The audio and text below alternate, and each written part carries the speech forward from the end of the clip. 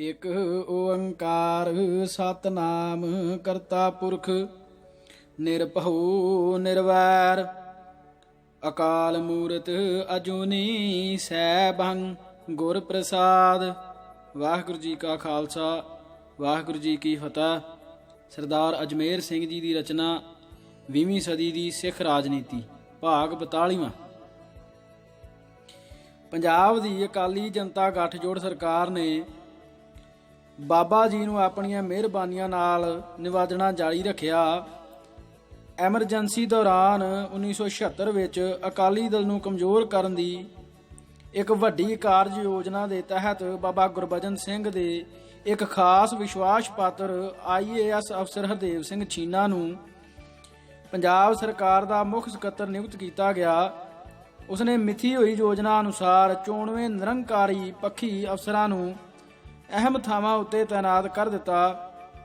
ਇਸੇ ਕੜੀ ਵਿੱਚ ਨਿਰੰਜਨ ਸਿੰਘ ਨਾਂ ਦੇ ਇੱਕ ਕੱਟੜ ਨਿਰੰਕਾਰੀ ਅਫਸਰ ਨੂੰ ਗੁਰਦਾਸਪੁਰ ਜ਼ਿਲ੍ਹੇ ਦਾ ਡਿਪਟੀ ਕਮਿਸ਼ਨਰ ਥਾਪਿਆ ਗਿਆ। ਦਮਦਮੀ ਟਕਸਾਲ ਦਾ ਸਦਰ ਮੁਕਾਮ ਮਹਿਤਾ ਚੌਂਕ ਗੁਰਦਾਸਪੁਰ ਜ਼ਿਲ੍ਹੇ ਦੀ ਐਨ ਹੱਦ ਉੱਤੇ ਪੈਂਦਾ ਹੋਣ ਕਰਕੇ ਨਾਲ ਲਗਵੇਂ ਇਲਾਕਿਆਂ ਵਿੱਚ ਟਕਸਾਲ ਦਾ ਤਕੜਾ ਅਸਰ ਰਸੂਖ ਹੈ।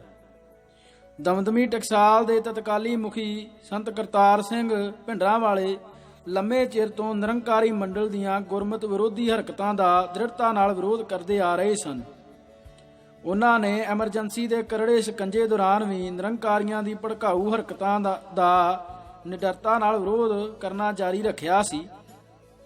9ਵੀਂ ਪਾਤਸ਼ਾਹੀ ਦੇ 300 ਸਾਲਾ ਸ਼ਹੀਦੀ ਪੁਰਬ 1976 ਮੌਕੇ ਉਹਨਾਂ ਪੇਂਡੂ ਖੇਤਰਾਂ ਅੰਦਰ ਵਿਆਪਕ ਪੱਧਰ ਤੇ ਗੁਰੂ ਗ੍ਰੰਥ ਸਾਹਿਬ ਦੀ ਅਗਵਾਈ ਵਿੱਚ ਧਾਰਮਿਕ ਜਲੂਸ ਜਥੇਬੰਦ ਕਰਕੇ ਸਿੱਖੀ ਦੀਆਂ ਦੁਸ਼ਮਣ ਤਾਕਤਾਂ ਨੂੰ ਰੜੇ ਮੈਦਾਨ ਲਲਕਾਰਾ ਮਾਰਿਆ ਸੀ। ਐਮਰਜੈਂਸੀ ਦੌਰਾਨ ਇੰਦਰਾ ਗਾਂਧੀ ਨਾਲ ਸਮਝੌਤੇ ਦੀਆਂ ਤਜਵੀਜ਼ਾਂ ਦੇ ਸਨਮੁਖ ਦਲੀਲੀ ਪਈ ਅਕਾਲੀ ਲੀਡਰਸ਼ਿਪ ਨੂੰ ਐਮਰਜੈਂਸੀ ਵਿਰੁੱਧ ਮੋਰਚਾ ਲਾਉਣ ਲਈ ਪ੍ਰੇਰਿਤ ਕਰਨ ਵਿੱਚ ਵੀ ਸੰਤ ਕਰਤਾਰ ਸਿੰਘ ਦਾ ਵੱਡਾ ਹੱਥ ਮੰਨਿਆ ਜਾਂਦਾ ਹੈ। ਇਹ ਇੰਦਰਾ ਗਾਂਧੀ ਤੇ ਉਸ ਦੇ ਹਮਾਇਤੀ ਲਾਣੇ ਲਈ ਕਿਸੇ ਵੀ ਤਰ੍ਹਾਂ ਕੋਈ ਮਾਮੂਲੀ ਭੜਕਾਹਟ ਨਹੀਂ ਸੀ। ਇਸੇ ਦੌਰਾਨ ਨਿਰੰਕਾਰੀ ਪੰਥ ਨੂੰ ਵੀ ਸੰਤ ਕਰਤਾਰ ਸਿੰਘ ਅੱਖ 'ਚ ਪਏ ਰੋੜ ਵਾਂਗ ਰੜਕ ਰਹੇ ਸਨ। ਇਸ ਤਰ੍ਹਾਂ ਕਾਂਗਰਸੀ ਹਾਕਮਾਂ ਨੇ ਸੰਤ ਕਰਤਾਰ ਸਿੰਘ ਹੋਰਾਂ ਖਿਲਾਫ ਆਪਣਾ ਗੁੱਸਾ ਕੱਢਣ ਲਈ ਨਿਰੰਕਾਰੀ ਮੰਡਲ ਦਾ ਇੱਕ ਉਪਯੋਗੀ ਹੱਥੇ ਦੇ ਰੂਪ ਵਿੱਚ ਇਸਤੇਮਾਲ ਕਰਨ ਅਤੇ ਨਾਲ ਹੀ ਇੱਕ ਯੁੱਧ ਚਾਲ ਦੇ ਜ਼ਰੀਏ ਅਕਾਲੀ ਦਲ ਲਈ ਵੱਡੀਆਂ ਰਾਜਸੀ ਆਫਤਾਂ ਖੜੀਆਂ ਕਰਨ ਦੀ ਡੂੰਘੀ ਕਾਰਜ ਯੋਜਨਾ ਅਮਲ ਵਿੱਚ ਲਿਆਂਦੀ। ਨਿਰੰਜਨ ਸਿੰਘ ਨੂੰ ਗੁਰਦਾਸਪੁਰ ਦਾ ਡਿਪਟੀ ਕਮਿਸ਼ਨਰ ਥਾਪਣ ਪਿੱਛੇ ਸੰਤ ਕਰਤਾਰ ਸਿੰਘ ਭਿੰਡਰਾਂਵਾਲੇ ਦੁਆਲੇ ਘੇਰਾਬੰਦੀ ਤੰਗ ਕਰਨ ਦੇ ਨਾਪਾਕ ਇਰਾਦੇ ਕੰਮ ਕਰਦੇ ਸਨ। ਨਿਰੰਜਨ ਸਿੰਘ ਨੇ ਆਉਂਦਿਆਂ ਹੀ ਮਿਥੀ ਹੋਈ ਕਾਰਜ ਯੋਜਨਾ ਦੇ ਅਮਲ ਕਰਨਾ ਸ਼ੁਰੂ ਕਰ ਦਿੱਤਾ। ਉਸਨੇ ਆਪਣੀ ਸਿੱਧੀ ਨਿਗਰਾਨੀ ਹੇਠ ਜ਼ਿਲ੍ਹੇ ਭਰ ਅੰਦਰ ਨਿਰੰਕਾਰੀ ਸਰਗਰਮੀਆਂ ਦਾ ਵਿਆਪਕ ਸਿਲਸਿਲਾ ਆਰੰਭ ਦਿੱਤਾ।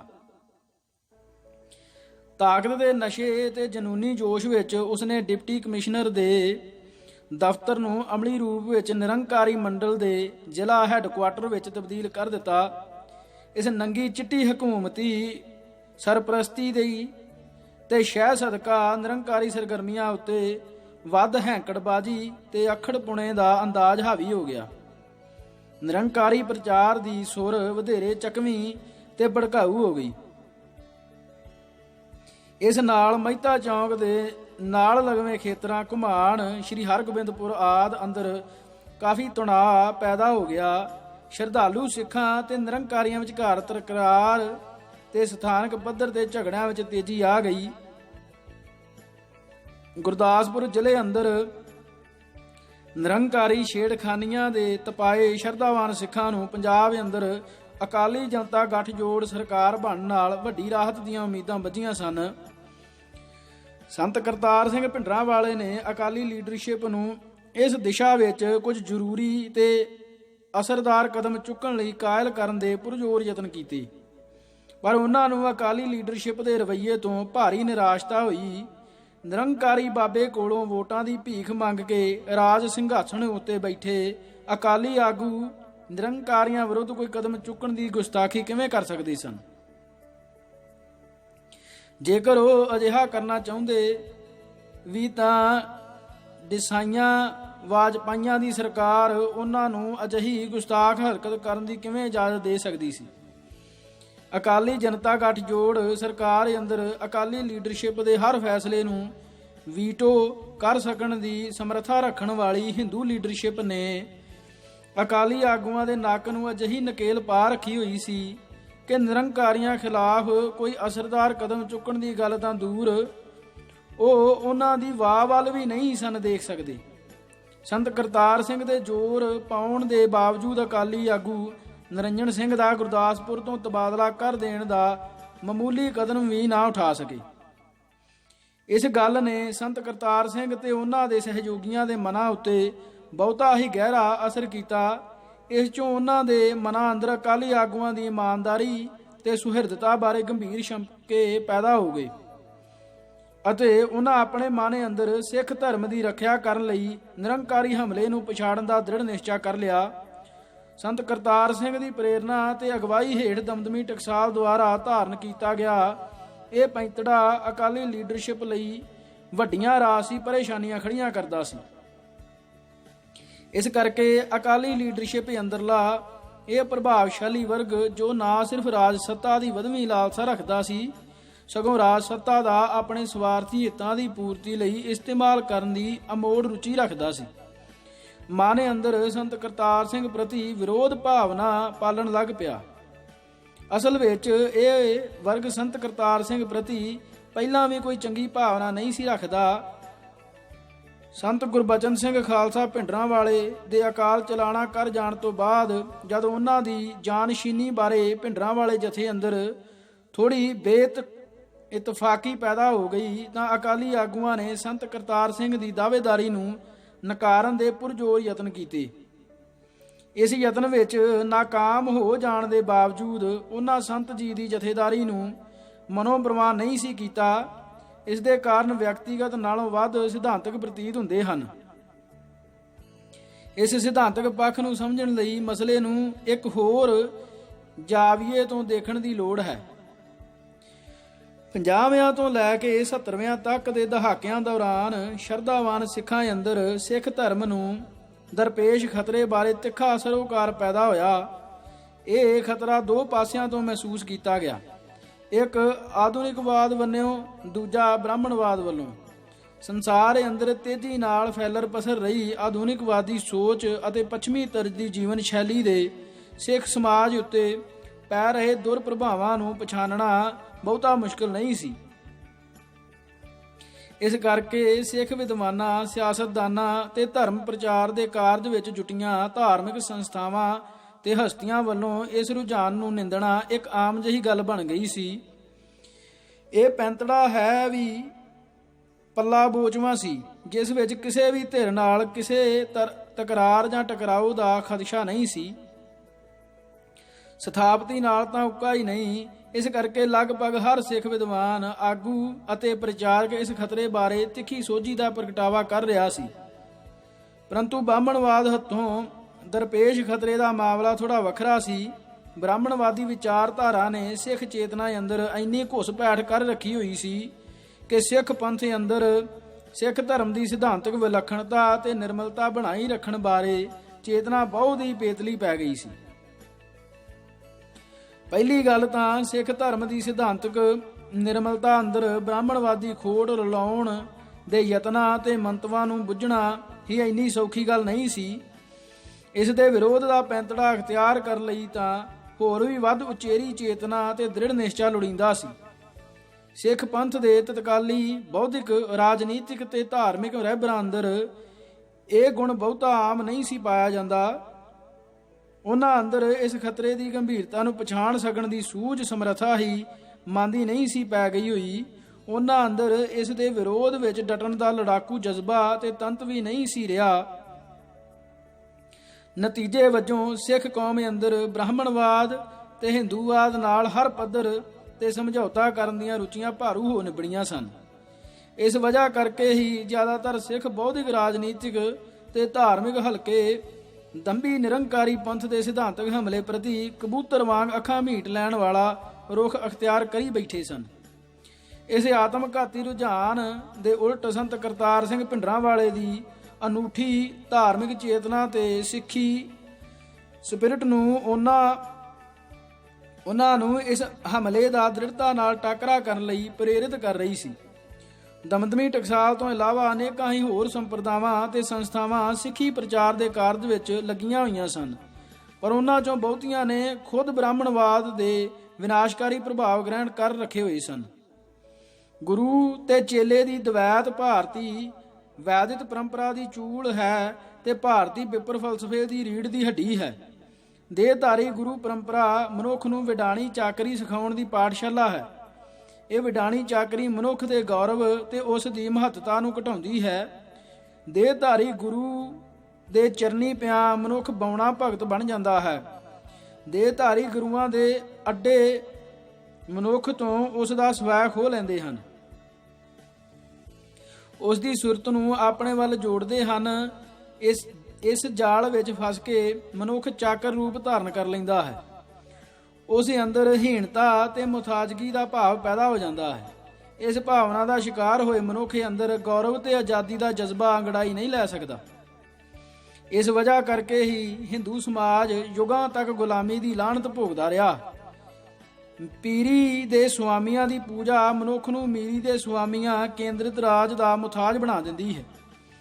ਇਸ ਤਰ੍ਹਾਂ ਮੀਰੀ ਦੇ ਖੇਤਰ ਦਾ ਮੀਰ ਤੇ ਪੀਰੀ ਦੇ ਖੇਤਰ ਦਾ ਪੀਰ ਇੱਕ ਦੂਜੇ ਦੇ ਪੂਰਕ ਹਨ। ਦੋਨੋਂ ਮਾਨਵਤਾ ਦਾ ਸ਼ੋਸ਼ਣ ਕਰਦੇ ਹਨ। ਦੋਵੇਂ ਵਿਪਰ ਸ਼ਤਰੰਜ ਦੇ ਮੋਹਰੇ ਹਨ। ਦੋਨੋਂ ਰਲ ਕੇ ਮਨੁੱਖਤਾ ਨੂੰ ਅਗਿਆਨਤਾ ਦਾ ਸ਼ਿਕਾਰ ਬਣਾ ਕੇ ਉਸ ਨੂੰ ਅਧਿਆਤਮਿਕ ਤੇ ਰਾਜਨੀਤਿਕ ਗੁਲਾਮੀ ਦੀਆਂ ਜੰਜੀਰਾਂ ਵਿੱਚ ਜਕੜਦੇ ਹਨ। ਬ੍ਰਾਹਮਣਵਾਦੀ ਵਿਚਾਰਧਾਰਾ ਦੇ ਉਲਟ ਸਿੱਖ ਫਲਸਫਾ ਮਨੁੱਖ ਦੀ ਮੁਕਤੀ ਦਾ ਫਲਸਫਾ ਹੈ। ਸਿੱਖ ਫਲਸਫਾ ਗੁਰੂ ਤੇ ਚੇਲੇ ਦੀ, ਦਾਤਾ ਤੇ ਭੁਗਤਾ ਦੀ ਅਤੇ ਠਾਕੁਰ ਤੇ ਸੇਵਕ ਦੀ ਦਵੈਤ ਖਤਮ ਕਰਕੇ ਆਪੇ ਗੁਰੂ, ਆਪੇ ਚੇਲਾ, ਆਪੇ ਦਾਤਾ, ਆਪੇ ਭੁਗਤਾ, ਆਪੇ ਠਾਕੁਰ, ਆਪੇ ਸੇਵਕ ਅਤੇ ਆਪੇ ਰਾਜਾ, ਆਪੇ ਪ੍ਰਜਾ ਦਾ ਸਿਧਾਂਤ ਬੁਲੰਦ ਕਰਦਾ ਹੈ। ਇਹ ਸ਼ਬਦ ਨਾਲ ਪ੍ਰੀਤ ਕਰਕੇ ਪੀਰ ਦੀ ਪੀਰੀ ਨੂੰ ਖਿੱਚ ਲੈਣ ਤੇ ਮੀਰ ਦੀ ਮੀਰੀ ਨੂੰ ਖੋਹ ਲੈਣ ਦਾ ਵੱਲ ਸਿਖਾਉਂਦਾ ਹੈ। ਜਿੱਥੇ ਵਿਪਰ ਵਿਚਾਰਧਾਰਾ ਮਾਨਵਤਾ ਨੂੰ ਭੁਗਤਾ ਸਮੂਹ, ਚਾਕਰ ਸਮੂਹ ਅਤੇ ਗੁਲਾਮ ਸਮੂਹ ਬਣਾਉਂਦੀ ਹੈ, ਉਥੇ ਸਿੱਖ ਵਿਚਾਰਧਾਰਾ ਮਨੁੱਖਤਾ ਨੂੰ ਜਾਗਰੂਕ ਕਰਕੇ ਪੀਰਾਂ ਦੀ ਹਾਣੀ ਬਣਾਉਂਦੀ ਹੈ ਅਤੇ ਮੀਰੀ ਨੂੰ ਹੰਨੇ ਵੰਡਣ ਦੀ ਜਾਚ ਸਿਖਾਉਂਦੀ ਹੈ। ਇਸ ਕਰਕੇ ਜਿੱਥੇ ਵਿਪਰ ਧਾਰਾ ਨੇ ਹਮੇਸ਼ਾ ਹੀ ਮਨੁੱਖ ਅੰਦਰ ਸ਼ਖਸੀ ਪੂਜਾ ਦੀ ਬਿਰਤੀ ਨੂੰ ਬੜਾਵਾ ਦਿੱਤਾ ਹੈ, ਉਥੇ ਗੁਰੂ ਸਾਹਿਬਾਨ ਨੇ ਬੰਦੇ ਨੂੰ ਆਪਣਾ ਮੂਲ ਪਛਾਣਨ ਅਤੇ ਤੇਜ ਪੂਜਕ ਹੋਣ ਦੀ ਥਾਂ ਖੁਦ ਤੇਜ ਧਾਰਕ ਬਣਨ ਦੀ ਸਿੱਖਿਆ ਤੇ ਜਾਂਚ ਮੁਹੱਈਆ ਕੀਤੀ ਹੈ।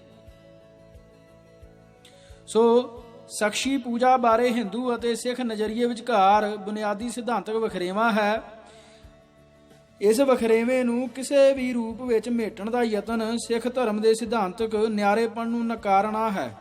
ਸ਼ਬਦ ਗੁਰੂ ਦਾ ਸਿਧਾਂਤ ਸਿੱਖ ਧਰਮ ਨੂੰ ਹਿੰਦੂ ਮਤ ਨਾਲੋਂ ਨਿਖੇੜਦਾ ਵੀ ਹੈ ਅਤੇ ਬ੍ਰਾਹਮਣਵਾਦੀ ਫਲਸਫੇ ਉੱਤੇ ਕਰਾਰੀ ਚੋਟ ਵੀ ਕਰਦਾ ਹੈ। ਇਸ ਕਰਕੇ ਬ੍ਰਾਹਮਣਵਾਦ ਸ਼ੁਰੂ ਤੋਂ ਹੀ ਸ਼ਬਦ ਗੁਰੂ ਦੇ ਸਿਧਾਂਤ ਪ੍ਰਤੀ ਈਰਖਾ ਤੇ ਵੈਰ ਭਾਵ ਪਾਲਦਾ ਆ ਰਿਹਾ ਹੈ। ਬ੍ਰਾਹਮਣਵਾਦੀ ਤਾਕਤਾਂ ਨੇ ਮੁੱਢ ਤੋਂ ਹੀ ਸਿੱਖ ਧਰਮ ਦੀ ਇਸ ਸਿਧਾਂਤਿਕ ਵਿਲੱਖਣਤਾ ਨੂੰ ਖਤਮ ਕਰਨ ਲਈ ਅਨੇਕਾਂ ਚਾਲਾਂ ਚੱਲੀਆਂ ਹਨ। ਉਹਨਾਂ ਨੇ ਸਿੱਖ ਪੰਥ ਅੰਦਰ ਸ਼ਖਸੀ ਪੂਜਾ ਦੇ ਰੁਝਾਨ ਨੂੰ ਉਤਸ਼ਾਹਿਤ ਕਰਨ ਵਿੱਚ ਹਮੇਸ਼ਾ ਹੀ ਉਚੇਚੀ ਰੁਚੀ ਪ੍ਰਗਟਾਈ ਹੈ। ਸੰਤ ਨਿਰੰਕਾਰੀ ਮੰਡਲ ਨੂੰ ਖੁੱਲ੍ਹਮ-ਖੁੱਲ੍ਹੀ ਇਮਦਾਦ ਤੇ ਰਾਜਨੀਤਿਕ ਸਰਪ੍ਰਸਤੀ ਮੁਹੱਈਆ ਕਰਨ ਪਿੱਛੇ ਵੀ ਹਿੰਦੂਵਾਦੀ ਤਾਕਤਾਂ ਦੇ ਇਹੋ ਹਿੱਤ ਤੇ ਉਦੇਸ਼ ਕੰਮ ਕਰਦੇ ਹਨ। ਸੰਤ ਕਰਤਾਰ ਸਿੰਘ ਭਿੰਡਰਾਂਵਾਲੇ ਨਿਰੰਕਾਰੀ ਸਰਗਰਮੀਆਂ ਨੂੰ ਇਸੇ ਨਜ਼ਰੀਏ ਤੋਂ ਦੇਖਦੇ ਸਨ। ਉਹਨਾਂ ਦੀ ਦ੍ਰਿਸ਼ਟੀ ਵਿੱਚ ਸ਼ਬਦ ਗੁਰੂ ਦੇ ਸਿਧਾਂਤ ਉੱਤੇ ਹਮਲਾ ਸਿੱਖ ਧਰਮ ਦੀ ਸਿਧਾਂਤਕ ਬੁਨਿਆਦ ਉੱਤੇ ਹਮਲਾ ਸੀ। ਇਸ ਕਰਕੇ ਉਹ ਇਸ ਹਮਲੇ ਨੂੰ ਚੁੱਪਚਾਪ ਬਰਦਾਸ਼ਤ ਨਹੀਂ ਸਨ ਕਰ ਸਕਦੇ। ਉਹ ਆਪਣੇ ਆਖਰੀ ਸਵਾਸਾਂ ਤੱਕ ਇਸ ਵਿਰੁੱਧ ਦ੍ਰਿੜਤਾ ਨਾਲ ਜੂਝਦੇ ਰਹੇ। 29 ਜੁਲਾਈ 1977 ਨੂੰ ਸੰਤ ਕਰਤਾਰ ਸਿੰਘ ਇੱਕ ਸੜਕ ਹਾਦਸੇ ਵਿੱਚ ਘਾਇਲ ਹੋ ਗਏ ਅਤੇ ਜ਼ਖਮਾਂ ਦੀ ਤਾਪ ਨਾ ਝੱਲਦੇ ਹੋਏ ਉਹਨਾਂ 16 ਅਗਸਤ ਨੂੰ ਆਪਣੇ ਸਵਾਸ ਤਿਆਗ ਦਿੱਤੇ। ਸੰਤ ਜੀ ਦੀ ਇੱਛਾ ਦੇ ਅਨੁਸਾਰ ਉਹਨਾਂ ਦੀ ਮੌਤ ਤੋਂ ਬਾਅਦ ਦਮਦਮੀ ਟਕਸਾਲ ਦੀ ਜਥੇਦਾਰੀ ਸੰਤ ਜਰਨੈਲ ਸਿੰਘ ਨੂੰ ਸੌਂਪੀ ਗਈ।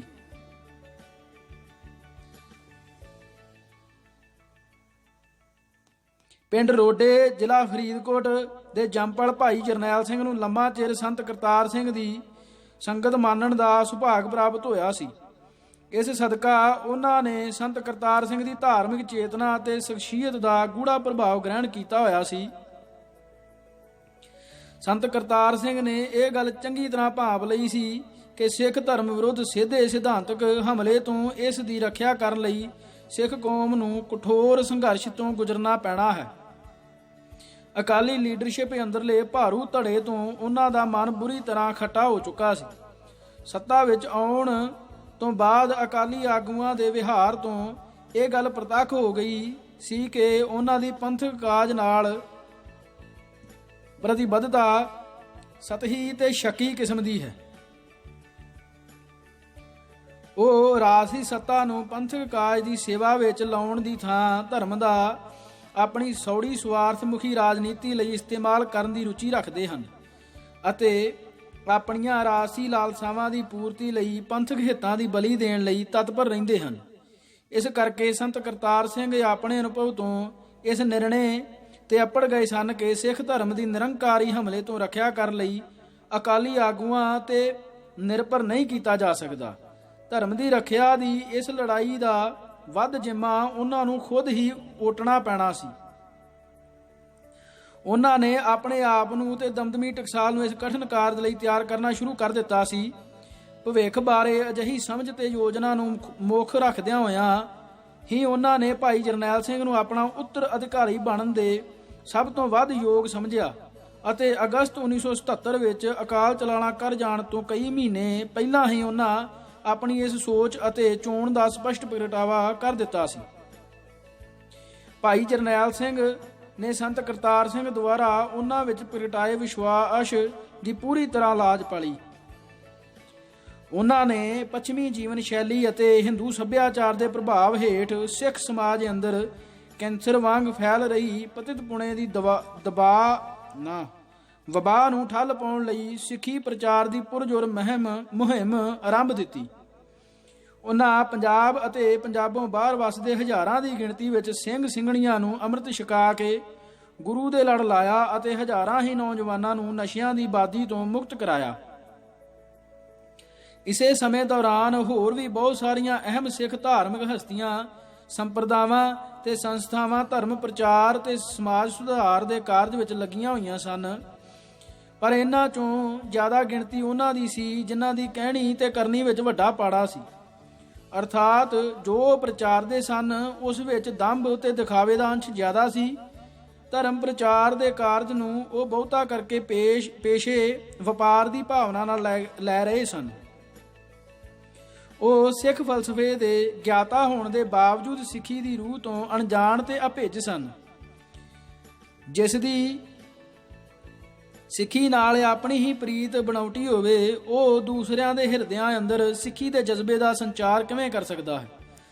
ਸੋ ਅਜਿਹਾ ਧਰਮ ਪ੍ਰਚਾਰ ਮਹਿਜ ਇੱਕ ਰਸਮੀ ਕਿਰਿਆ ਬਣ ਕੇ ਰਹਿ ਜਾਂਦਾ ਹੈ ਜੋ ਇਤਿਹਾਸ ਦੀ ਗਤੀ ਤੇ ਇਸ ਦੇ ਵਹਿਣ ਉੱਤੇ ਕੋਈ ਪ੍ਰਭਾਵ ਨਹੀਂ ਛੱਡ ਸਕਦਾ।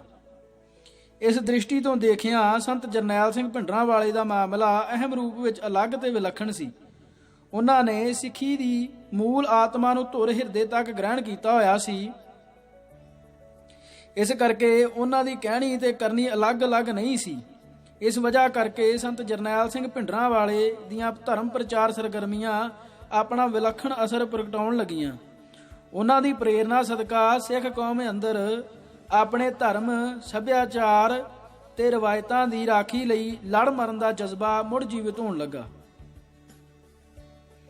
ਸਿੱਖ ਕੌਮ ਅੰਦਰ ਆਪਣੀ ਵਿਲੱਖਣ ਪਛਾਣ ਬਾਰੇ ਚੇਤਨਾ, ਜੋ ਭਾਰਤ ਦੀ ਆਜ਼ਾਦੀ ਦੀ ਜੱਦੋ-ਜਹਿਦ ਦੌਰਾਨ ਸਿੱਖ ਲੀਡਰਸ਼ਿਪ ਦੁਆਰਾ ਅਪਣਾਈ ਗਈ ਗਲਤ ਸਿਧਾਂਤਕ ਸੇਧ ਦੀ ਵਜ੍ਹਾ ਕਰਕੇ ਬੁਰੀ ਤਰ੍ਹਾਂ ਧੁੰਦਲੀ ਪੈ ਚੁੱਕੀ ਸੀ, ਪ੍ਰਚੰਡ ਹੋਣ ਲੱਗੀ ਅਤੇ ਸਿੱਖ ਵਿਚਾਰਧਾਰਾ ਅੰਦਰ ਬ੍ਰਾਹਮਣਵਾਦੀ ਖੋੜ ਰਲਾਉਣ ਦੇ ਯਤਨਾਂ ਪਿੱਛੇ ਕੰਮ ਕਰਦੇ ਮਨਸੂਬਿਆਂ ਬਾਰੇ ਪੰਥ ਅੰਦਰ ਵਧੇਰੇ ਸੋਝੀ ਤੇ ਜਾਗਰੂਕਤਾ ਦਾ ਪਸਾਰਾ ਹੋਣ ਲੱਗਾ।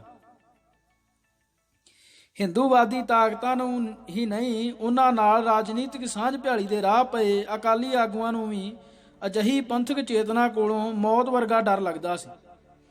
ਇਸ ਕਰਕੇ ਇਹ ਦੋਨੋਂ ਤਾਕਤਾਂ ਸੰਤ ਜਰਨੈਲ ਸਿੰਘ ਭਿੰਡਰਾਂਵਾਲੇ ਖਿਲਾਫ ਬਰਾਬਰ ਦੀ ਮੰਦ ਭਾਵਨਾ ਪਾਲਣ ਲੱਗ ਪਈਆਂ। ਇਸੇ ਦੌਰਾਨ ਸੰਤ ਨਿਰੰਕਾਰੀ ਮੰਡਲ ਨੇ 1978 ਦੀ ਵਿਸਾਖੀ ਮੌਕੇ ਅੰਮ੍ਰਿਤਸਰ ਵਿਖੇ ਆਪਣਾ ਵੱਡਾ ਭਰਵਾਂ ਕੁੱਲ ਹਿੰਦ ਸੰਮੇਲਨ ਕਰਨ ਦਾ ਪ੍ਰੋਗਰਾਮ ਮਿਥ ਲਿਆ।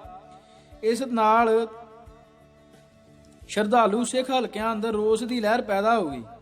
ਸ਼ਰਧਾਵਾਨ ਸਿੱਖਾਂ ਨੂੰ ਅਕਾਲੀ ਜਨਤਾ ਗੱਠਜੋੜ ਸਰਕਾਰ ਕਾਇਮ ਹੋਣ ਤੋਂ ਬਾਅਦ ਨਿਰੰਕਾਰੀ ਸਰਗਰਮੀਆਂ ਅੰਦਰ ਆਈ ਵੱਡੀ ਤੇਜ਼ੀ ਦੀ ਪਹਿਲਾਂ ਹੀ ਤਿੱਖੀ ਚੁਭਣ ਮਹਿਸੂਸ ਹੋ ਰਹੀ ਸੀ। ਨਿਰੰਕਾਰੀ ਸਮਾਗਮ ਲਈ ਜੋ ਸਥਾਨ ਤੇ ਮੌਕਾ ਚੁਣਿਆ ਗਿਆ, ਉਹਨਾਂ ਨੂੰ ਉਸ ਦੇ ਪਿੱਛੇ ਇੱਕ ਗਿਣੀ ਮਿਥੀ ਵਿਉਂਤ ਅਤੇ ਮੰਦ ਭਾਵਨਾ ਨਜ਼ਰ ਆਈ। ਪਹਿਲੀ ਗੱਲ ਤਾਂ ਨਿਰੰਕਾਰੀ ਸਮਾਗਮ ਲਈ ਗੁਰੂ ਦੀ ਨਗਰੀ ਅੰਮ੍ਰਿਤਸਰ ਦੀ ਚੋਣ ਕਰਨੀ ਖਾਲਸਾ ਪੰਥ ਨੂੰ ਉਸ ਦੇ ਘਰ ਅੰਦਰ ਆ ਕੇ ਗਾਲਾਂ ਕੱਢਣ ਵਾਲੀ ਗੱਲ ਸੀ। ਦੂਜਾ, ਸਮਾਗਮ ਲਈ ਖਾਲਸਾ ਪੰਥ ਦੇ ਜਨਮ ਦਿਹਾੜੇ ਵਿਸਾਖੀ ਦਾ ਸ਼ੁਭ ਅਵਸਰ ਚੁਣਨਾ ਹੋਰ ਵੀ ਸ਼ਰਾਰਤ ਤੇ ਭੜਕਾਹਟ ਭਰੀ ਕਾਰਵਾਈ ਸੀ। ਹਰ ਕੋਈ ਜਾਣਦਾ ਹੈ ਕਿ ਵਿਸਾਖੀ ਵਾਲੇ ਦਿਨ ਸਿੱਖ ਸੰਗਤਾਂ ਥਾਹ ਪਿਆਰ ਤੇ ਸ਼ਰਧਾ ਨਾਲ ਵੱਡੀ ਗਿਣਤੀ ਵਿੱਚ ਸ੍ਰੀ ਹਰਿਮੰਦਰ ਸਾਹਿਬ ਵਿਖੇ ਦਰਸ਼ਨ ਇਸ਼ਨਾਨ ਕਰਨ ਲਈ ਪਹੁੰਚਦੀਆਂ ਹਨ। ਉਸੇ ਦਿਨ ਪੂਰੀ ਭੜਕ ਤੇ ਧੜਕ ਨਾਲ ਗੁਰੂ ਦੀ ਨਗਰੀ ਅੰਦਰ ਨਿਰੰਕਾਰੀ ਸਮਾਗਮ ਦਾ ਅਡੰਬਰ ਰਚਨਾ ਸਿੱਖਾਂ ਨੂੰ ਜਾਣ ਬੁੱਝ ਕੇ ਚੜਾਉਣ ਵਾਲੀ ਗੱਲ ਸੀ। ਪੰਜਾਬ ਸਰਕਾਰ ਚਾਹੁੰਦੀ ਤਾਂ ਨਿਰੰਕਾਰੀਆਂ ਨੂੰ ਇਸ ਭੜਕਾਹਟ ਭਰੀ ਕਾਰਵਾਈ ਤੋਂ ਵਰਜ ਸਕਦੀ ਸੀ, ਪਰ ਅਕਾਲੀ ਲੀਡਰਸ਼ਿਪ ਦੇ ਪੱਲੇ ਨਾ ਤਾਂ ਇਸ ਭੜਕਾਹਟ ਚੋਂ ਨਿਕਲਣ ਵਾਲੇ ਮਾਰੂ ਨਤੀਜਿਆਂ ਦਾ ਪੂਰਵ ਅਨੁਮਾਨ ਲਾ ਸਕਣ ਦੀ ਬੌਧਿਕ ਕਾਬਲੀਅਤ ਸੀ ਅਤੇ ਨਾ ਹੀ ਉਸ ਅੰਦਰ ਨਿਰੰਕਾਰੀ ਸਰਗਰਮੀਆਂ ਨੂੰ ਲਗਾਮ ਦੇਣ ਲਈ ਲੋੜੀਂਦਾ ਇਰਾਦਾ ਤੇ ਤੰਤ ਸੀ। ਇਸ ਕਰਕੇ ਸ਼ਰਧਾਲੂ ਸਿੱਖ ਜਨਤਾ ਦੀਆਂ ਭਾਵਨਾਵਾਂ ਦੀ ਉੱਕਾ ਹੀ ਪ੍ਰਵਾਹ ਨਾ ਕਰਦਿਆਂ ਹੋਇਆਂ ਪੰਜਾਬ ਦੀ ਅਕਾਲੀ ਜਨਤਾ ਗੱਠਜੋੜ ਸਰਕਾਰ ਨੇ ਨਿਰੰਕਾਰੀਆਂ ਨੂੰ ਵਿਸਾਖੀ ਦੇ ਪਵਿੱਤਰ ਦਿਹਾੜੇ ਤੇ ਅੰਮ੍ਰਿਤਸਰ ਵਿਖੇ ਆਪਣੀ ਤਾਕਤ ਦਾ ਉਜੜ ਦਿਖਾਵਾ ਕਰਨ ਦੀ ਖੁੱਲੀ ਛੁੱਟੀ ਦੇ ਦਿੱਤੀ। 13 ਅਪ੍ਰੈਲ ਦੇ ਨਿਰੰਕਾਰੀ ਸਮਾਗਮ ਬਾਰੇ ਪੰਜਾਬ, ਹਰਿਆਣਾ, ਦਿੱਲੀ, ਹਿਮਾਚਲ ਪ੍ਰਦੇਸ਼, ਰਾਜਸਥਾਨ, ਉੱਤਰ ਪ੍ਰਦੇਸ਼ ਤੇ ਹੋਰਨਾਂ ਖੇਤਰਾਂ ਅੰਦਰ ਵਿਆਪਕ ਪੱਧਰ ਤੇ ਪ੍ਰਚਾਰ ਕੀਤਾ ਗਿਆ, ਜਿਸ ਤੋਂ ਇਸ ਸਮਾਗਮ ਨੂੰ ਦਿੱਤੀ ਗਈ ਖਾਸ ਮਹੱਤਤਾ ਦਾ ਪਤਾ ਚੱਲਦਾ ਸੀ। ਸਿੱਟੇ ਵਜੋਂ ਦੇਸ਼ ਭਰ ਚੋਂ ਵੱਡੀ ਗਿਣਤੀ ਵਿੱਚ ਨਿਰੰਕਾਰੀ ਪੈਰੋਕਾਰ ਗੁਰੂ ਦੀ ਨਗਰੀ ਵਿੱਚ ਜਮ੍ਹਾਂ ਹੋ ਗਏ। ਪ੍ਰਕਾਸ਼ ਸਿੰਘ ਬਾਦਲ ਦੀ ਅਗਵਾਈ ਹੇਠਲੀ ਅਕਾਲੀ ਜਨਤਾ ਗੱਠਜੋੜ ਸਰਕਾਰ ਨੇ ਸਾਰੇ ਮਾਮਲੇ ਪ੍ਰਤੀ ਮੁਜਰਮਾਨਾ ਘੇਸਲ ਵੱਟੀ ਰੱਖੀ।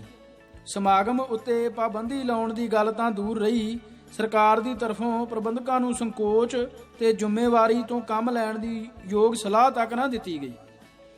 13 ਅਪ੍ਰੈਲ ਨੂੰ ਸਮਾਗਮ ਦੇ ਸ਼ੁਰੂ ਹੋਣ ਤੋਂ ਪਹਿਲਾਂ ਨਿਰੰਕਾਰੀ ਤਾਕਤ ਦਾ ਅਸ਼ਲੀਲ ਦਿਖਾਵਾ ਕਰਨ ਦੀ ਨੀਤ ਨਾਲ ਸ਼ਹਿਰ ਅੰਦਰ ਭਾਰੀ ਜਲੂਸ ਕੱਢਿਆ ਗਿਆ, ਜਿਸ ਨਾਲ ਸਿੱਖ ਸੰਗਤਾਂ ਦੇ ਮਨਾਂ ਅੰਦਰ ਸਮਾਗਮ ਬਾਰੇ ਮੌਜੂਦ ਸ਼ੱਕ ਤੇ ਤੌਖਲੇ ਹੋਰ ਗੂੜੇ ਹੋ ਗਏ। ਸੰਤ ਜਰਨੈਲ ਸਿੰਘ, ਜੋ ਇਸ ਮਾਮਲੇ ਪ੍ਰਤੀ ਗਹਿਰਾ ਸਰੋਕਾਰ ਦਿਖਾ ਰਹੇ ਸਨ, ਆਪਣੇ ਜਥੇ ਦੇ ਕੁਝ ਸਿੰਘਾਂ ਨਾਲ ਤੁਰੰਤ ਮੰਜੀ ਸਾਹਿਬ ਵਿਖੇ ਪਹੁੰਚੇ, ਜਿੱਥੇ ਜਥੇਦਾਰ ਜੀਵਨ ਸਿੰਘ ਉਮਰਾਂ ਨੰਗਲ ਸ਼੍ਰੋਮਣੀ ਗੁਰਦੁਆਰਾ ਪ੍ਰਬੰਧਕ ਕਮੇਟੀ ਦੇ ਜਨਰਲ ਸਕੱਤਰ ਦੀ ਹੈਸੀਅਤ ਵਿੱਚ ਵਿਸਾਖੀ ਦੇ ਸ਼ੁਭ ਅਵਸਰ ਤੇ ਸਿੱਖ ਸੰਗਤਾਂ ਨੂੰ ਵਧਾਈ ਸੰਦੇਸ਼ ਦੇਣ ਲਈ ਪਹੁੰਚੇ ਹੋਏ ਸਨ। ਸੰਤ ਜੀ ਨੇ ਜਥੇਦਾਰ ਉਮਰਾਂ ਨੰਗਲ ਨੂੰ ਇਸ ਗੱਲ ਲਈ ਕਾਇਲ ਕਰਨ ਦਾ ਪੁਰਜੋਰ ਯਤਨ ਕੀਤਾ ਕਿ ਉਹ ਪੰਜਾਬ ਸਰਕਾਰ ਅੰਦਰ ਇੱਕ ਸੀਨੀਅਰ ਮੰਤਰੀ ਹੋਣ ਦੇ ਨਾਤੇ ਨਿਰੰਕਾਰੀ ਸਮਾਗਮ ਦੇ ਪ੍ਰਬੰਧਕਾਂ ਨੂੰ ਸਿੱਖ ਕੌਮ ਦੇ ਜਜ਼ਬਾਤਾਂ ਨਾਲ ਕੋਝੀ ਛੇੜਛਾੜ ਕਰਨ ਤੋਂ ਵਰਜਣ ਲਈ ਬਣਦੀ ਅਸਰਦਾਰ ਕਾਰਵਾਈ ਕਰੇ। ਪਰੰਤੂ ਜਥੇਦਾਰ ਉਮਰਾਂ ਨੰਗਲ ਨੇ ਭਰੇ ਦੀਵਾਨ ਅੰਦਰ ਆਪਣੀ ਬੇਵਸੀ ਤੇ ਬੇਵੁਕਤੀ ਦਾ ਪ੍ਰਗਟਾਵਾ ਕਰਦਿਆਂ ਹੋਇਆਂ ਇਹ ਗੱਲ ਨਿਝੱਕ ਰੂਪ ਵਿੱਚ ਮੰਨ ਲਈ ਕਿ ਪੰਜਾਬ ਦੀ ਸਰਕਾਰ ਅੰਦਰ ਅਕਾਲੀ ਦਲ ਦੇ ਪ੍ਰਮੁੱਖ ਤੇ ਤਾਕਤਵਰ ਧਿਰ ਹੋਣ ਦੇ ਬਾਵਜੂਦ ਕੋਈ ਵੀ ਅਕਾਲੀ ਮੰਤਰੀ ਛੋਟੀ ਧਿਰ ਯਾਨੀ ਕਿ ਜਨਸੰਘ ਦੀ ਰਜ਼ਾ ਤੋਂ ਬਗੈਰ ਉੱਚਾ ਸਾਹ ਤੱਕ ਲੈਣ ਦੀ ਗੁਸਤਾਖੀ ਨਹੀਂ ਕਰ ਸਕਦਾ। ਜਥੇਦਾਰ ਉਮਰਾਂ ਨੰਗਲ ਵੱਲੋਂ ਆਪਣੀ ਲਾਚਾਰਗੀ ਪ੍ਰਗਟ ਕਰ ਦੇਣ ਤੋਂ ਬਾਅਦ ਸੰਤ ਜਰਨੈਲ ਸਿੰਘ ਨੇ ਅਖੰਡ ਕੀਰਤਨੀ ਜਥੇ ਦੇ ਸਿੰਘਾਂ ਨਾਲ ਸਲਾਹ ਮਸ਼ਵਰਾ ਕਰਕੇ ਸਿੱਧਕੀ ਸਿੰਘਾਂ ਦਾ ਇੱਕ ਜਥਾ ਸਮਾਗਮ ਵਾਲੀ ਜਗ੍ਹਾ ਤੇ ਭੇਜਣ ਦਾ ਫੈਸਲਾ ਕਰ ਲਿਆ। ਇਸ ਜਥੇ ਦਾ ਉਦੇਸ਼ ਕਿਸੇ ਵੀ ਤਰ੍ਹਾਂ ਨਿਰੰਕਾਰੀਆਂ ਨਾਲ ਹਥਿਆਰਬੰਦ ਝਗੜਾ ਕਰਨਾ ਨਹੀਂ ਸੀ। ਜੇਕਰ ਇਹ ਗੱਲ ਹੁੰਦੀ ਤਾਂ ਜਥੇ ਦੇ ਮੈਂਬਰ ਹਥਿਆਰਾਂ ਨਾਲ ਲੈਸ ਹੋ ਕੇ ਜਾਂਦੇ, ਪਰ ਜਥੇ ਵਾਲੇ ਸਿੰਘਾਂ ਕੋਲ ਕੋਈ ਮਾਰੂ ਹਥਿਆਰ ਨਹੀਂ ਸੀ। ਜਥੇ ਦਾ ਉਦੇਸ਼ ਸਮਾਗਮ ਦੇ ਪ੍ਰਬੰਧਕਾਂ ਨੂੰ ਸਿੱਖ ਕੌਮ ਦੇ ਹੱਕੀ ਰੋਸ ਤੇ ਵਲੂੰਧਰੇ ਜਜ਼ਬਾਤਾਂ ਤੋਂ ਜਾਣੂ ਕਰਵਾਉਣਾ ਸੀ, ਪਰੰਤੂ ਨਿਰੰਕਾਰੀ ਆਗੂਆਂ ਦੇ ਸਿਰਾਂ ਉੱਤੇ ਹਕੂਮਤੀ ਹਮਾਇਤ ਤੇ ਆਪਣੀ ਤਾਕਤ ਦਾ ਭੂਤ ਇਸ ਕਦਰ ਸਵਾਰ ਹੋ ਚੁੱਕਾ ਸੀ ਕਿ ਉਹਨਾਂ ਨੇ ਸਿੱਖਾਂ ਦੇ ਪੁਰਅਮਨ ਰੋਸ ਨੂੰ ਵਹਿਸ਼ੀ ਤਾਕਤ ਨਾਲ ਕੁਚਲ ਦੇਣ ਦੀਆਂ ਅਗਾਊਂ ਤਿਆਰੀਆਂ ਕਰ ਰੱਖੀਆਂ ਹੋਈਆਂ ਸਨ। ਇਸ ਮਕਸਦ ਲਈ ਸੇਵਾ ਦਲ ਨਾਂ ਦੀ ਨੀਮ ਫਾਸੀ ਸੰਸਥਾ ਦੇ 94 ਵਲੰਟੀਅਰਾਂ ਨੂੰ ਉਚੇਚਾ ਤਿਆਰ ਕਰਕੇ ਲਿਆਂਦਾ ਗਿਆ ਸੀ। ਸਿੰਘਾਂ ਦਾ ਜਥਾ ਮੁੱਖ ਸਮਾਗਮ ਵਾਲੀ ਜਗ੍ਹਾ ਤੋਂ ਅਜੇ 300-400 ਗਜ ਦੀ ਦੂਰੀ ਉੱਤੇ ਹੀ ਸੀ ਜਦ ਉਸ ਉੱਤੇ ਗੋਲੀਆਂ ਦਾ ਮੀਂਹ ਵਰਨਾ ਸ਼ੁਰੂ ਹੋ ਗਿਆ। ਪਲਾਂ ਵਿੱਚ ਹੀ 13 ਸਿੰਘਾਂ ਨੂੰ ਥਾਂ ਸ਼ਹੀਦ ਕਰ ਦਿੱਤਾ ਗਿਆ, ਜਦ ਕਿ 70 ਤੋਂ ਵੱਧ ਲੋਕ ਜ਼ਖਮੀ ਹੋ ਗਏ। ਹੈਰਾਨੀ ਦੀ ਗੱਲ ਇਹ ਕਿ ਇਸ ਖੂਨੀ ਵਾਰਦਾਤ ਤੋਂ ਬਾਅਦ ਵੀ ਨਿਰੰਕਾਰੀ ਸਮਾਗਮ ਘੰਟਿਆਂ ਬੱਧੀ ਨਿਰਵਿਘਨ ਚੱਲਦਾ ਰਿਹਾ। ਨਾ ਪ੍ਰਸ਼ਾਸਨ ਨੇ ਇੰਨੇ ਕੁਝ ਤੋਂ ਬਾਅਦ ਵੀ ਸਮਾਗਮ ਉੱਤੇ ਪਾਬੰਦੀ ਲਾਉਣੀ ਜਾਂ ਦੋਸ਼ੀਆਂ ਨੂੰ ਗ੍ਰਿਫਤਾਰ ਕਰਨਾ ਜ਼ਰੂਰੀ ਸਮਝਿਆ, ਤੇ ਨਾ ਨਿਰੰਕਾਰੀ ਆਗੂਆਂ ਦੀਆਂ ਜ਼ਮੀਰਾਂ ਨੂੰ ਇਸ ਕਤਲੇਆਮ ਉੱਤੇ ਕੋਈ ਦੁੱਖ ਜਾਂ ਪੀੜ ਮਹਿਸੂਸ ਹੋਈ। ਇਸ ਖੂਨੀ ਵਾਰਦਾਤ ਤੋਂ ਕੋਈ 3 ਘੰਟੇ ਬਾਅਦ ਬਾਬਾ ਗੁਰਬਚਨ ਸਿੰਘ ਨੇ ਸਮਾਗਮ ਨੂੰ ਇਸ ਤਰ੍ਹਾਂ ਸੰਬੋਧਨ ਕੀਤਾ ਜਿਵੇਂ ਉਸ ਉੱਤੇ ਤੇ ਜ਼ਿਲ੍ਹਾ ਪ੍ਰਸ਼ਾਸਨ ਉੱਤੇ ਇਸ ਘਟਨਾ ਦਾ ਉੱਕਾ ਹੀ ਕੋਈ ਅਸਰ ਨਾ ਹੋਇਆ ਹੋਵੇ। ਸਮਾਗਮ ਦੀ ਸਮਾਪਤੀ ਉਪਰੰਤ ਅੰਮ੍ਰਿਤਸਰ ਦਾ deputy commissioner KS Janjua Gurbachan Singh ਨੂੰ ਆਪਣੀ ਹਿਫਾਜ਼ਤ ਵਿੱਚ ਖੁਦ ਜਲੰਧਰ ਤੱਕ ਵਿਦਾ ਕਰਕੇ ਆਇਆ ਅਤੇ ਉਸ ਤੋਂ ਅੱਗੇ ਵੀ ਦਿੱਲੀ ਤੱਕ ਕਿਸੇ ਕਾਨੂੰਨ ਦੇ ਰਖਵਾਲੇ ਨੇ ਮੁਜਰਮ ਗੁਰਬਚਨ ਸਿੰਘ ਦੀ ਵਾਹ ਵੱਲ ਨਹੀਂ ਤੱਕਿਆ। ਇਸ ਖੂਨੀ ਕਾਂਡ ਨੇ ਸਮੁੱਚੇ ਸਿੱਖ ਜਗਤ ਨੂੰ ਝੰਜੋੜ ਕੇ ਰੱਖ ਦਿੱਤਾ। ਸੰਤ ਜਰਨੈਲ ਸਿੰਘ ਭਿੰਡਰਾਂਵਾਲੇ ਦੇ ਦਿਲੋਂ ਦਿਮਾਗ ਉੱਤੇ ਇਸ ਘਟਨਾ ਨੇ ਖਾਸ ਕਰਕੇ ਬਹੁਤੇ ਗਹਿਰੇ ਤੇ ਚਿਰ ਸਥਾਈ ਅਸਰ ਛੱਡੇ। ਗੱਲ ਸਿਰਫ ਇੰਨੀ ਨਹੀਂ ਸੀ ਕਿ 13 ਸਿੰਘਾਂ ਨੂੰ ਬੇਰਹਿਮੀ ਨਾਲ ਸ਼ਹੀਦ ਕਰ ਦਿੱਤਾ ਸੀ। ਲੋੜੇ ਦੀ ਗੱਲ ਇਹ ਸੀ ਕਿ ਸਿੱਖਾਂ ਨਾਲ ਇਹ ਵਹਿਸ਼ੀ ਸਲੂਕ ਉਹਨਾਂ ਦੇ ਘਰ ਅੰਦਰ ਵੜ ਕੇ ਕੀਤਾ ਗਿਆ ਸੀ, ਅਤੇ ਉਹ ਵੀ ਉਦੋਂ ਜਦ ਪੰਜਾਬ ਅੰਦਰ ਅਕਾਲੀਆਂ ਦੀ ਆਪਣੀ ਹਕੂਮਤ ਸੀ ਅਤੇ ਕੇਂਦਰ ਵਿੱਚ ਵੀ ਉਹ ਸੱਤਾ 'ਚ ਭਾਈਵਾਲ ਸਨ। ਦੂਜਾ, ਇਹ ਖੂਨੀ ਵਰਤਾਰਾ ਆਪ ਮੁਹਾਰੇ ਜਾਂ ਅਚਨਚੇਤ ਨਹੀਂ ਸੀ ਵਾਪਰਿਆ। ਪੰਜਾਬ ਅੰਦਰ ਨਿਰੰਕਾਰੀ ਸਰਗਰਮੀਆਂ ਅੰਦਰ ਆਈ ਤੇਜ਼ੀ ਅਤੇ ਇਸ ਦੇ ਪਿੱਛੇ ਕੰਮ ਕਰਦੀ ਸੋਚ ਤੇ ਭਾਵਨਾ ਕਿਸੇ ਕੋਲੋਂ ਵੀ ਗੁੱਝੀ ਨਹੀਂ ਸੀ। ਪਹਿਲਾਂ ਸੰਤ ਕਰਤਾਰ ਸਿੰਘ ਤੇ ਬਾਅਦ 'ਚ ਸੰਤ ਜਰਨੈਲ ਸਿੰਘ ਇਸ ਬਾਰੇ ਸਿੱਖ ਪੰਥ ਦੇ ਧਾਰਮਿਕ ਤੇ ਰਾਜਸੀ ਰਹਿਬਰਾਂ ਨੂੰ ਲਗਾਤਾਰ ਖਬਰਦਾਰ ਕਰਦੇ ਆ ਰਹੇ ਸਨ। ਨਿਰੰਕਾਰੀ ਮੰਡਲ ਵੱਲੋਂ ਵਿਸਾਖੀ ਦੇ ਪਵਿੱਤਰ ਦਿਹਾੜੇ ਤੇ ਅੰਮ੍ਰਿਤਸਰ ਵਿਖੇ ਵੱਡਾ ਭਾਰੀ ਇਕੱਠ ਕਰਨ ਦੀ ਯੋਜਨਾ ਦਾ ਪਤਾ ਚੱਲਦਿਆਂ ਹੀ ਕੁਝ ਪੰਥਕ ਹਲਕਿਆਂ ਵੱਲੋਂ ਇਸ ਸਮਾਗਮ ਉੱਤੇ ਸਰਕਾਰੀ ਬੰਦਿਸ਼ ਲਾਉਣ ਦੀ ਮੰਗ ਉਠਾਉਣੀ ਸ਼ੁਰੂ ਹੋ ਗਈ ਸੀ, ਪਰੰਤੂ ਅਕਾਲੀ ਲੀਡਰਸ਼ਿਪ ਵੱਲੋਂ ਇਸ ਮੰਗ ਨੂੰ ਅਣਸੁਣਿਆ ਕਰ ਦੇਣਾ ਅਤੇ ਵਿਸਾਖੀ ਵਾਲੇ ਦਿਨ ਚੋਟੀ ਦੀ ਅਕਾਲੀ ਲੀਡਰਸ਼ਿਪ ਦਾ ਅੰਮ੍ਰਿਤਸਰ ਤੋਂ ਗੈਰ ਹਾਜ਼ਰ ਰਹਿਣਾ ਅਕਾਲੀ ਆਗੂਆਂ ਦੀ ਮੁਜਰਮਾਨਾ ਕਿਸਮ ਦੀ ਗੈਰ ਸੰਜੀਦਗੀ ਤੇ ਲਾਪਰਵਾਹੀ ਦਾ ਪ੍ਰਗਟਾਵਾ ਸੀ। ਅਕਾਲੀ ਲੀਡਰਸ਼ਿਪ ਦੀ ਇਹ ਪਹੁੰਚ ਨਾ ਸਿਰਫ ਇਸ ਖੂਨੀ ਕਾਂਡ ਲਈ ਜ਼ਿੰਮੇਵਾਰ ਬਣੀ, ਸਗੋਂ ਇਸ ਨੇ ਇਸ ਘਟਨਾ ਤੋਂ ਬਾਅਦ ਪੈਦਾ ਹੋਈ ਸਥਿਤੀ ਨੂੰ ਖਤਰਨਾਕ ਦਿਸ਼ਾ ਵੱਲ ਧੱਕਣ ਵਿੱਚ ਵੱਡਾ ਰੋਲ ਅਦਾ ਕੀਤਾ। ਇਸ ਵਾਰਦਾਤ ਨਾਲ ਸਿੱਖ ਭਾਈਚਾਰੇ ਦੀਆਂ ਭਾਵਨਾਵਾਂ ਉਤੇਜਿਤ ਹੋਣੀਆਂ ਸੁਭਾਵਿਕ ਸਨ। 23 ਅਪ੍ਰੈਲ ਨੂੰ ਦੇਸ਼ ਪ੍ਰਦੇਸ਼ ਦੀਆਂ ਸਿੱਖ ਸੰਗਤਾਂ ਦੇ ਜਗ੍ਹਾ ਜਗ੍ਹਾ ਭਾਰੀ ਇਕੱਠ ਕਰਕੇ ਸ਼ਹੀਦ ਸਿੰਘਾਂ ਨੂੰ ਭਾਵ ਭਿੰਨੀਆਂ ਸ਼ਰਧਾਂਜਲੀਆਂ ਭੇਂਟ ਕੀਤੀਆਂ ਅਤੇ ਪੰਜਾਬ ਸਰਕਾਰ ਕੋਲੋਂ ਨਿਰੰਕਾਰੀ ਸਰਗਰਮੀਆਂ ਉੱਤੇ ਪਾਬੰਦੀ ਲਾਉਣ ਦੀ ਮੰਗ ਕੀਤੀ। 17 ਮਈ ਨੂੰ ਤੇਜਾ ਸਿੰਘ ਸਮੁੰਦਰੀ ਹਾਲ ਵਿਖੇ ਭਾਰੀ ਪੰਥਕ ਕਨਵੈਨਸ਼ਨ ਜੁੜੀ, ਜਿਸ ਵਿੱਚ ਨਿਰੰਕਾਰੀਆਂ ਖਿਲਾਫ ਅਕਾਲ ਤਖਤ ਵੱਲੋਂ ਹੁਕਮਨਾਮਾ ਜਾਰੀ ਕਰਨ ਦਾ ਅਹਿਮ ਫੈਸਲਾ ਕਰ ਲਿਆ ਗਿਆ। ਅਕਾਲੀ ਲੀਡਰਸ਼ਿਪ ਨੂੰ ਖਾਸ ਕਰਕੇ ਜਥੇਦਾਰ ਗੁਰਚਰਨ ਸਿੰਘ ਟੌੜਾ ਨੂੰ ਅਜਿਹੇ ਫੈਸਲੇ ਲਈ ਪ੍ਰੇਰਿਤ ਕਰਨ ਵਿੱਚ ਸਰਦਾਰ ਕਪੂਰ ਸਿੰਘ ਨੇ ਅਹਿਮ ਭੂਮਿਕਾ ਨਿਭਾਈ। ਹੁਕਮਨਾਮੇ ਦਾ ਮੂਲ ਪਾਠ ਵੀ ਸਰਦਾਰ ਸਾਹਿਬ ਹੋਰਾਂ ਹੀ ਲਿਖਿਆ। ਇਸ ਫੈਸਲੇ ਦੇ ਮੱਦੇ-ਨਜ਼ਰ 1 ਜੂਨ ਨੂੰ 5ਵੀਂ ਪਾਤਸ਼ਾਹੀ ਦੇ ਸ਼ਹੀਦੀ ਪੁਰਬ ਮੌਕੇ ਸ੍ਰੀ ਅਕਾਲ ਤਖਤ ਸਾਹਿਬ ਤੋਂ ਨਿਰੰਕਾਰੀਆਂ ਦੇ ਖਿਲਾਫ ਹੁਕਮਨਾਮਾ ਜਾਰੀ ਕੀਤਾ ਗਿਆ ਜਿਸ ਦਾ ਦੇਸ਼ ਪ੍ਰਦੇਸ਼ ਦੀਆਂ ਸਿੱਖ ਸੰਗਤਾਂ ਨੇ ਪੁਰਜੋਰ ਅਤੇ ਪੁਰਜੋਸ਼ ਸਵਾਗਤ ਕੀਤਾ। ਇਸ ਭਾਗ ਲਈ ਇਹਨਾਂ ਵਾਹਿਗੁਰੂ ਜੀ ਕਾ ਖਾਲਸਾ, ਵਾਹਿਗੁਰੂ ਜੀ ਕੀ ਫਤਿਹ।